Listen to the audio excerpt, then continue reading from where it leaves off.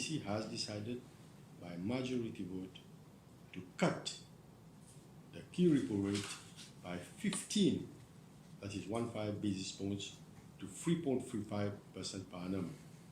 The MPC has carefully weighed the balance of risk to the growth and inflation projections over the forecast horizon to reach its decision today.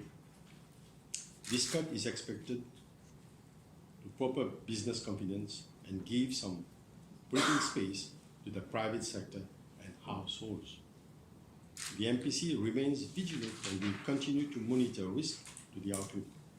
It stands ready to have an interim meetings if there's a need to do so. Since the last MPC meeting, the bank has intervened 10 times on the forex market and bought a net amount of $267 million. These interventions have helped to consolidate our foreign exchange reserves, buffers, and to achieve relatively low exchange rate volatility by reducing the excess forex liquidity on the market. The interventions since the last MPC also helped the domestic currency to move fairly in line with international currency movements. Over the past year, the rupee depreciated by 3.3% against the dollar on a point-to-point basis.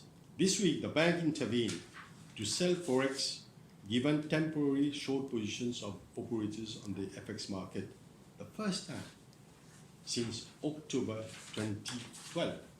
The MPC noted that several countries, including competitor countries, also registered a depreciation of their currency over the past year or so. Some of them saw a much larger depreciation than for the rupee. As at end July 2019, gross official international reserves reached $7.2 billion and represented 12.1 months of imports of goods and services. This level of reserves is at a historical high and among the highest, one of the highest in the region.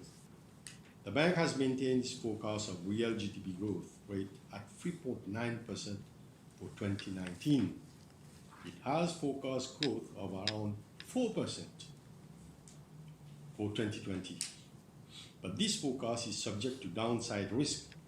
However, economic outlook for Mauritius remains fraught with uncertainties. The downside risk to domestic economy was RV, textile and subdued tourism sectors.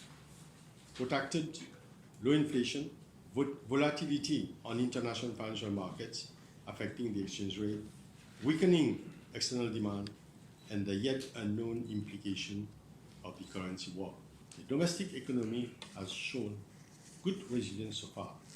The underlying growth momentum remains broadly positive, supporting the current growth forecast of 3.9% for 2019 and 4% for 2020.